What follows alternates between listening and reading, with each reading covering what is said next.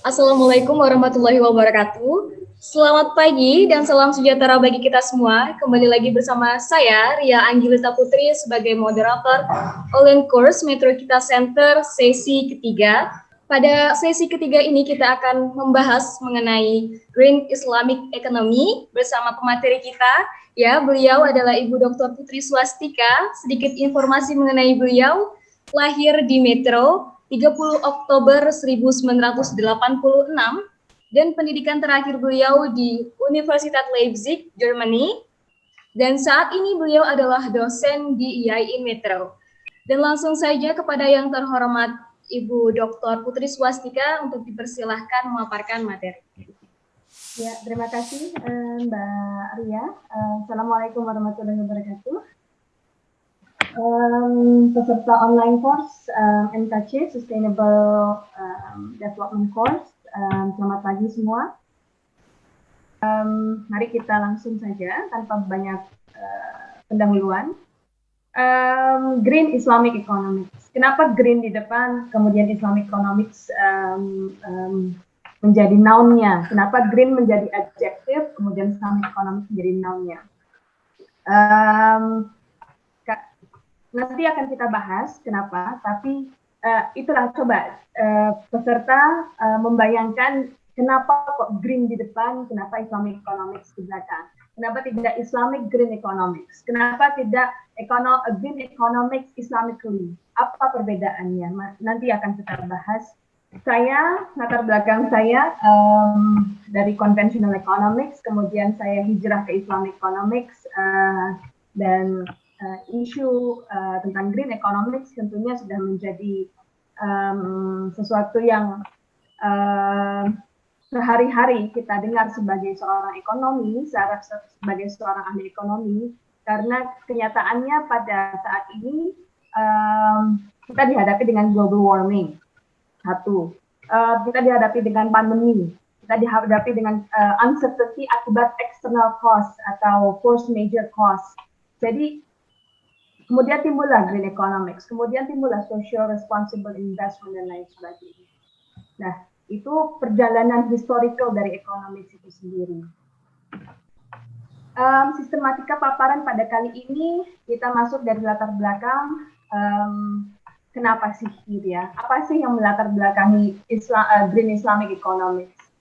Kemudian prinsip ekonomi Islam, prinsip ekonomi hijau, konsep istismar dalam Al-Quran, tantangan ekonomi Islam antara kapitalisme yang sekarang masih berlaku gitu ya, yang sekarang masih conventionally, kita masih dalam conventional atau capitalism mode, dan ekonomi hijau atau green economics. Kemudian yang terakhir hanya sedikit suggestions bagaimana seharusnya to push green Islamic economics forward. Itu bagaimana memajukan atau lebih menggerakkan green Islamic economics sebagai solusi atau alternatif dari yang sekarang, dari conventional mode yang sekarang.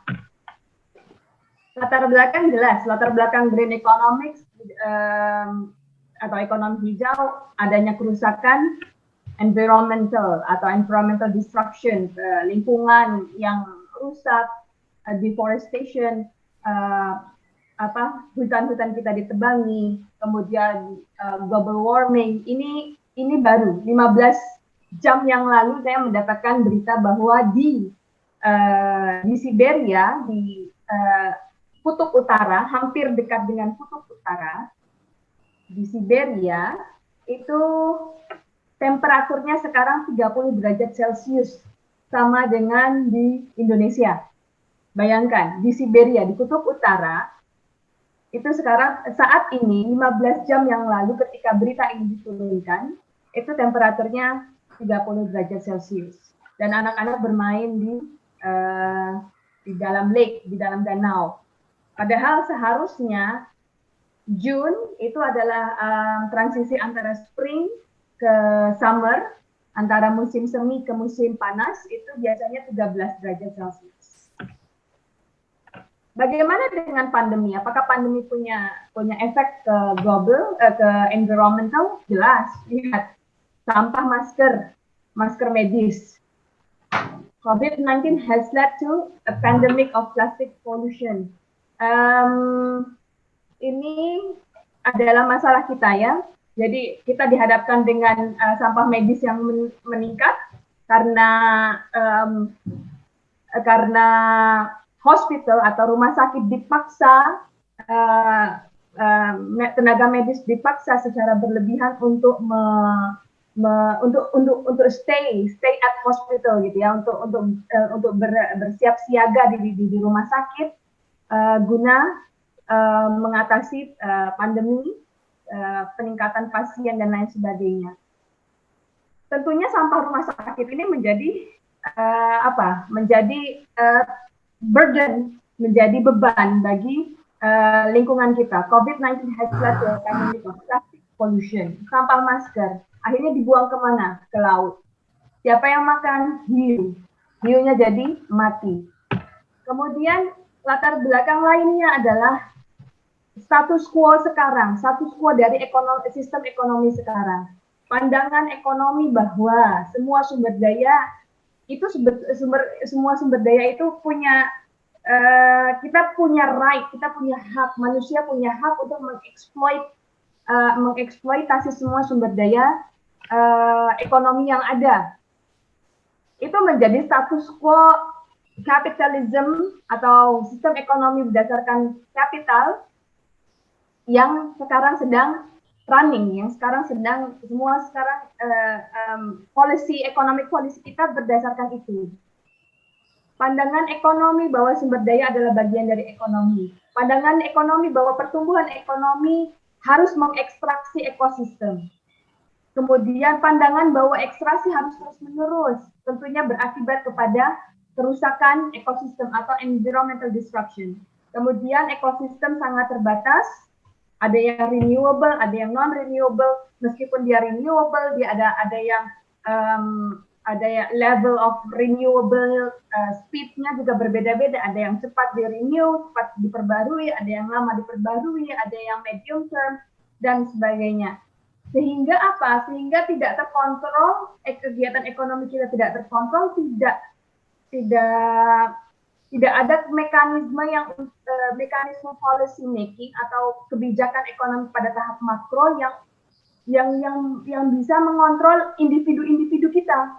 Ekonomi mikro kita menjadi tidak terkontrol, kita seenaknya saja membangun rumah, kita seenaknya saja menebang pohon, kita seenaknya saja membuang sampah ke sungai misalnya.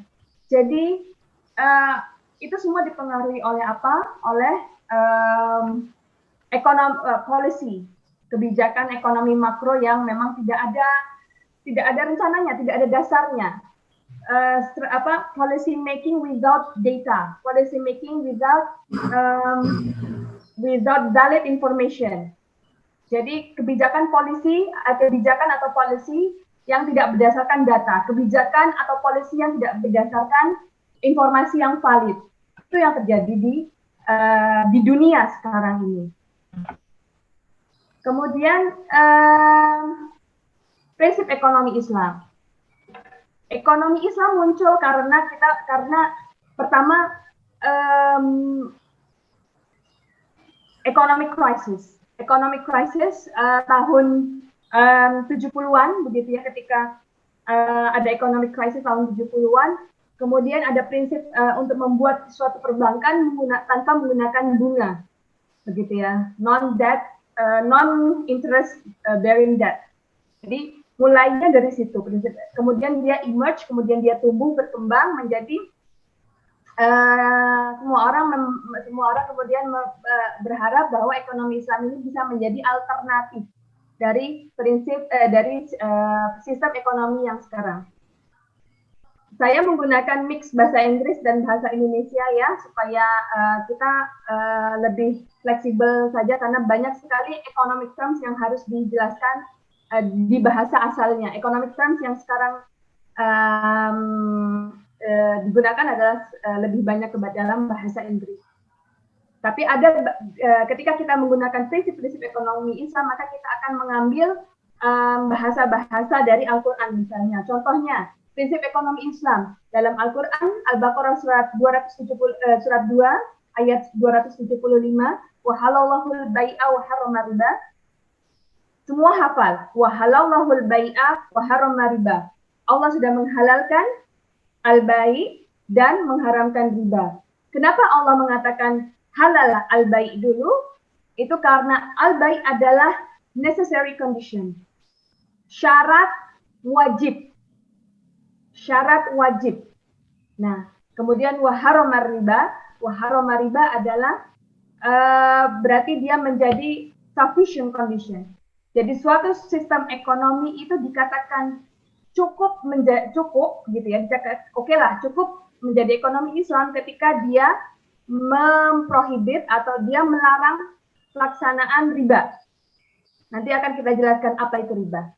Kemudian itu cukup, tetapi dia tidak, sistem ekonomi yang melarang riba ini itu tidak akan emerge, tidak akan menjadi ekonomi Islam yang seutuhnya ketika dia belum melaksanakan necessary condition, yang mana adalah menerapkan prinsip dari al-bai'. Apa itu al-bai'? Apa itu riba? Riba kalau kita tahu sekarang semua berhubungan dengan bank. Bank, riba bunga, begitu. Tapi itu tidak, pengertian seperti itu tidak sepenuhnya salah, tetapi belum utuh. Karena ketika Allah menggunakan kata al-riba, jadi wa halallahul bai'a wa harrama riba, ada kata-kata al di situ, ada kata-kata the. Kalau kata-kata the berarti dalam bahasa secara semantik itu adalah sistem, sebuah sistem. Riba adalah sebuah sistem ekonomi di mana profit, di mana laba, keuntungan itu diambil semaksimal mungkin, sementara resiko itu di-shifting, ditransferkan, dipindah alihkan ke orang lain. Dalam kasus financial system, maka itu akan dipindahkan, jadi resiko ekonomi akan dipindahkan ke orang-orang yang meminjam bunga, yang meminjam uang. Nah, jadi seperti itu. Kalau dalam tatanan ekonomi makro, maka sistem ekonomi riba berarti sistem ekonomi yang dimana keuntungan ekonomi atau sumber daya ekonomi itu berpindah dari orang-orang yang tidak punya ke orang-orang yang punya, tetapi resiko ekonomi berpindah dari orang-orang yang punya ke orang-orang yang tidak punya. Oke ya, nanti bisa ditanyakan lebih lanjut. Nah, kemudian posisi dari property rights di dalam Islam. Islam sangat careful ya, sangat attentive begitu ya, untuk apakah ini punya Anda, apakah ini punya saya. Kita sangat Muslim, sebagai Muslim kita sangat attentive untuk property rights atau hak properti begitu ya. Nah, maka kita harus mengetahui dulu sumber daya alam itu propertinya siapa. Begitu, propertinya kita sebagai human atau propertinya Allah Subhanahu wa taala atau Tuhan yang Maha Esa. Nah, kemudian kita masuk ke prinsip ekonomi hijau. Apa sih ekonomi hijau begitu ya? Karena green Islamic economics berarti tentunya ada green economics, ada Islamic economics. Maka kita akan masuk ke prinsip ekonomi hijau atau prinsip green economics. Ekonomi hijau dalam artian adalah suatu sistem ekonomi yang akan menghubungkan pertumbuhan ekonomi dengan keberlanjutan dari lingkungan. Oke, jadi fokusnya adalah keberlanjutan lingkungan. Konotasi dari keberlanjutan lingkungan itu tentunya menciptakan suatu sistem yang efisien, yang sumber daya alam itu digunakan secara efisien. Efisien itu berarti kita boleh mengambil sumber daya alam dengan batas yang wajar, dengan produktivitas yang meningkat, jadi efisien. Kalau Anda dikasih uang misalnya 5.000, Anda bisa Anda memberikan uang ke anak Anda misalnya 5.000. Anak Anda disuruh membeli jajan, maka kalau prinsip ekonomi hijau, anak Anda mau membeli jajan 5.000 itu coklat atau ciki, atau membeli pena atau alat tulis yang bisa digunakan untuk menggambar misalnya, maka bukan berarti ekonomi hijau Anda membeli Anda melihat pensil atau alat gambar itu sebagai wah ini nebang pohon nih untuk buat pensil nih. Nah, bukan seperti itu, tapi Anda akan melihat mana yang lebih efisien untuk meningkatkan produktivitas anak Anda. Jadi Anda akan mengarahkan anak Anda untuk membelanjakan Rp5.000 tadi, tidak membeli ciki, tidak membeli coklat yang bisa merusak giginya, yang kemudian bisa membuat dia tidak mau makan dan lain sebagainya, tapi lebih membeli pensil atau alat gambar yang bisa digunakan untuk meningkatkan produktivitas anak Anda. Seperti itu. Hubungkan pertumbuhan ekonomi, produktivitas, dan keberlanjutan lingkungan. Tentunya fokus pada efisiensi. Kemudian karakteristik dari green economics jelas investasinya harus fokus kepada keberlanjutan lingkungan. Jadi mana-mana saja sektor ekonomi yang concern kepada lingkungan, maka investment goes to those sector of economics. Bagaimana sektor-sektor yang misalnya meningkatkan modal sumber daya alam begitu ya, yang misalnya environmental friendly, maka investment harus uang harus bergerak ke arah sana. Konsep investment, istismar itu sebetulnya investment, bahasa Arab dari investment. Istismar itu sebetulnya bukan konsep lama. Bahkan Al-Quran yang sudah diturunkan Allah Subhanahu wa Ta'ala 1400 lebih tahun yang lalu sudah mengungkapkan konsep investment. Apa sih investment? Maka di dalam Al-Quran dikatakan wasta'maro bikum. Wasta'marokum. Jadi wasta'marokum artinya dan Allah sudah menjadikan kamu pemakmur. Pemakmur apa? Pemakmur bumi. Gitu ya. Wasta'marokum fiha. Pemakmur bumi. Pemakmur bumi itu maksudnya apa? Nah, kenapa saya kemudian memberikan bahasa Inggris, kemudian bahasa Inggris? Karena di bahasa Inggris itu settle you in it. Jadi kalau kita fasih gitu ya, sudah berbahasa Inggris, sudah fasih, ada perasaan yang berbeda ketika kita membaca settle you in it. Ketika Anda sudah settle, bayangkan Anda seorang penjelajah, Anda berjalan ke suatu daerah yang asing, Anda nggak ngerti Anda nggak ngerti bahasanya, asing. Pokoknya Anda foreigner, Anda orang asing di suatu daerah, nggak ngerti bahasanya. Misalnya Anda bukan orang Jawa, Anda pergi ke daerah yang semuanya berbahasa Jawa, Anda merasa asing. Nah, settle you in it itu artinya Anda merasa apa? Anda sudah settle, Anda merasa comfort, Anda merasa nyaman, Anda merasa this is my home. Ini adalah rumah saya. Meskipun daerah itu asing sekali. Anda tidak mengerti, tapi Anda merasa ini adalah rumah saya. Gitu. Jadi itu sebetulnya yang Allah Subhanahu Wa Taala, He has produced you from the earth, and Allah Subhanahu Wa Taala atau Tuhan yang Maha Esa menyatakan bahwa kita manusia itu sudah dibuat dari tanah dan Dia sudah menjadikan kamu settle di dalam itu. Dan itu harusnya ada perasaan ketika ada kata-kata settle you in it. Itu harus adanya perasaan kita memang harus nyaman, kita merasa nyaman di bumi ini. Nah, kalau di bahasa Indonesia kan tentunya ada perbedaan diksi atau saya bukan linguistik, tapi saya suka bahasa. Saya merasa bahwa ketika dijadikan translasi ke bahasa Indonesia, menjadikan kamu pemakmurnya itu tidak sepenuhnya correct, karena ketika menjadikan kamu pemakmurnya itu ada connotation exploiting.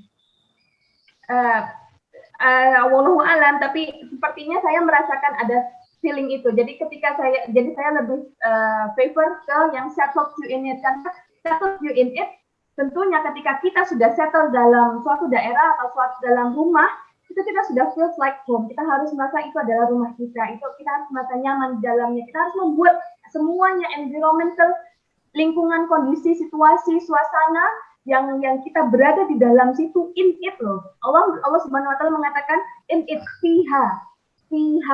Fi itu di dalam. Gitu ya, bukan di atas, bukan di bawah, bukan di samping kiri, di samping kanan, di dalam fiha, di dalam bumi. Jadi kita harus membuat bumi itu nyaman. Harus membuat bumi itu nyaman.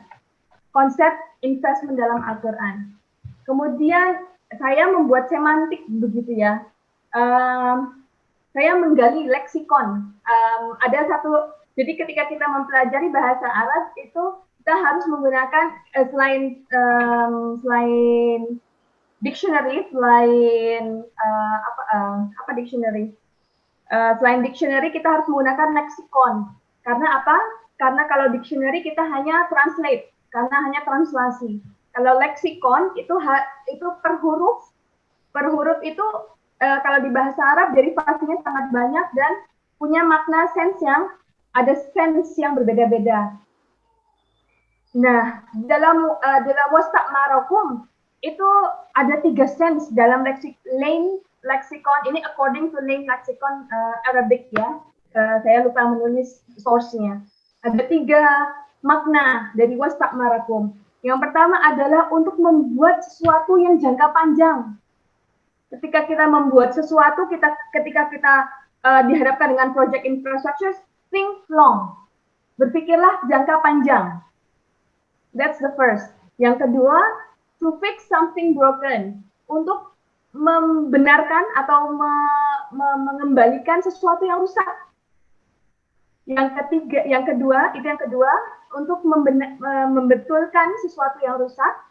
Yang ketiga, to make long-term investment. Jangan main kita seperti atau pikiran kita seperti capitalism yang short term investment. Pokoknya short term investment. Kalau di saham misalnya gue beli sekarang 30 menit lagi gue jual, 30 menit lagi atau bahkan 30 detik lagi atau bahkan 1 menit lagi gue jual kalau harganya naik misalnya. No, it's not konsep istismar atau konsep investment dalam Al-Quran. To make long term investment. Jadi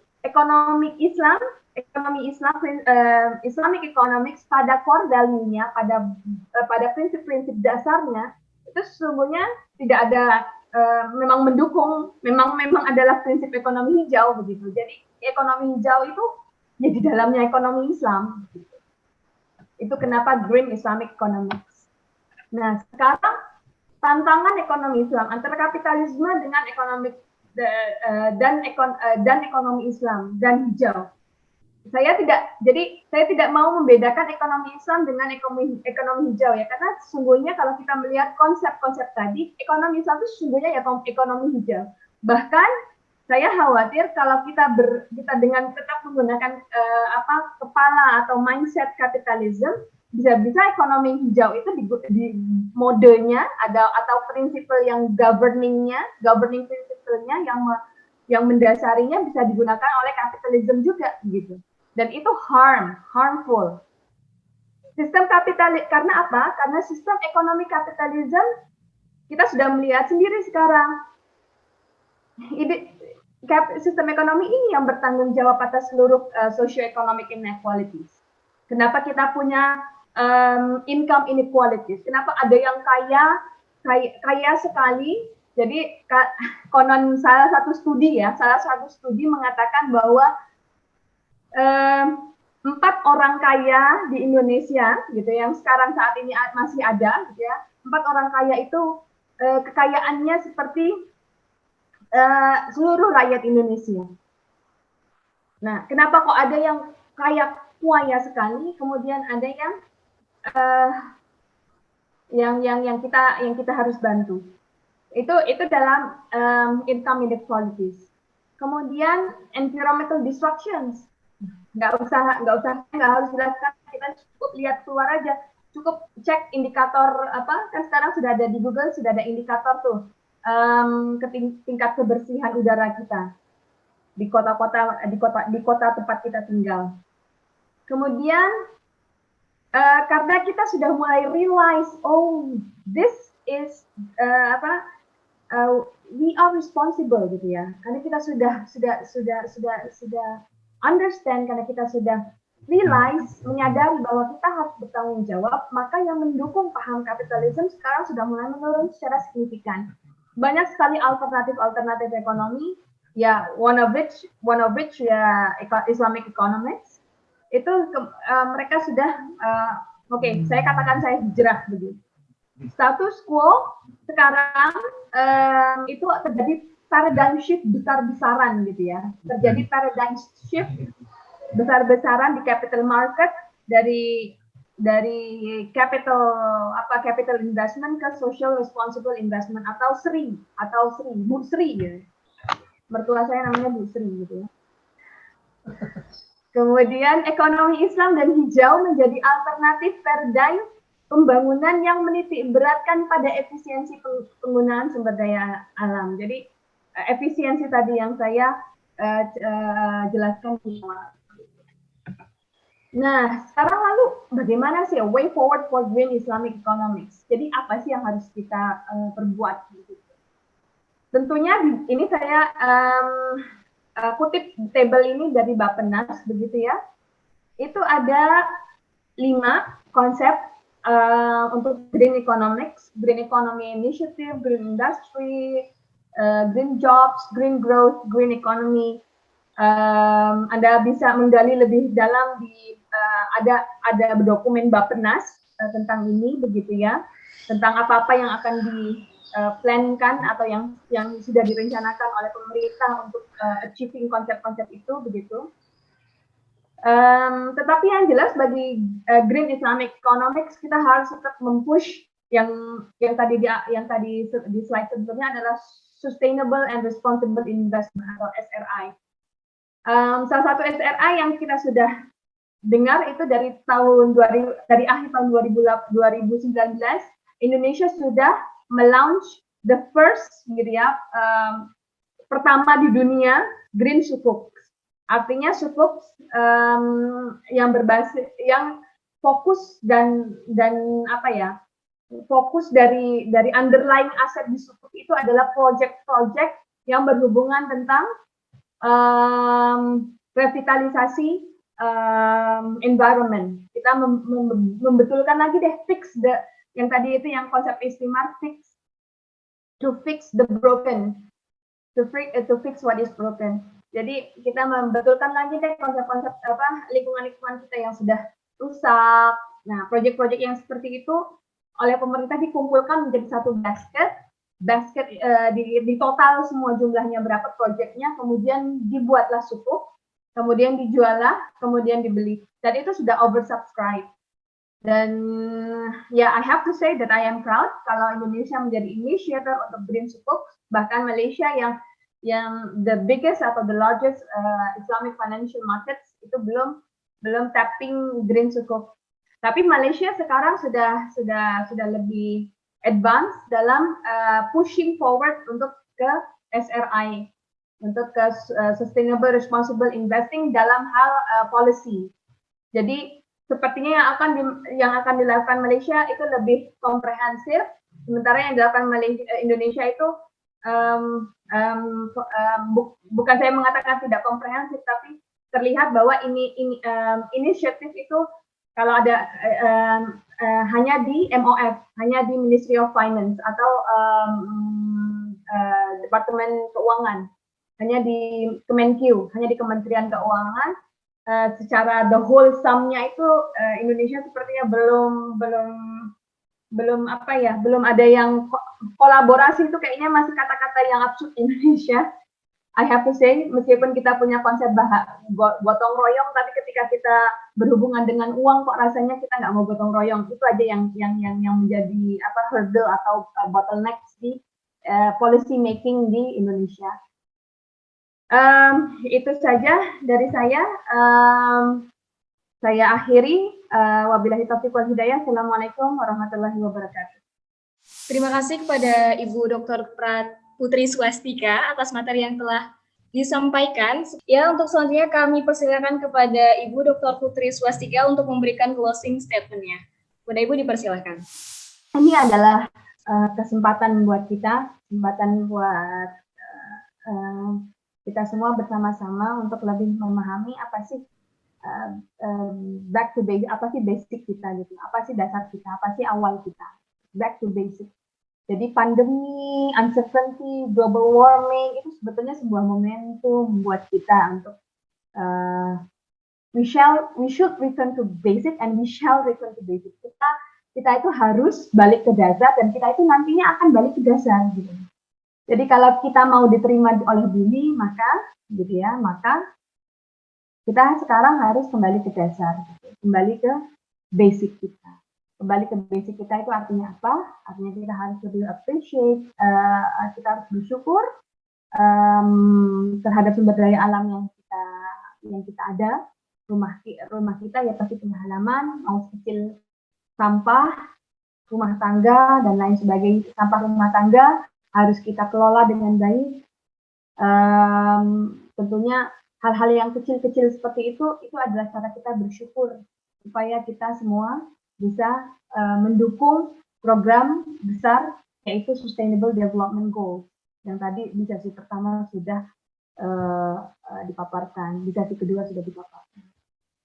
Itu saja, back to basic, dan basicnya tentunya kalau saya Islamic Economics, mudah-mudahan bisa mencerahkan. Assalamualaikum warahmatullahi wabarakatuh. Baik, saya Ria Anggilta Putri mohon undur diri. Mohon maaf apabila ada kesalahan bagi sengaja maupun tidak disengaja. Akhir kata, wassalamualaikum warahmatullahi wabarakatuh. Selamat siang, salam sejahtera bagi kita semua.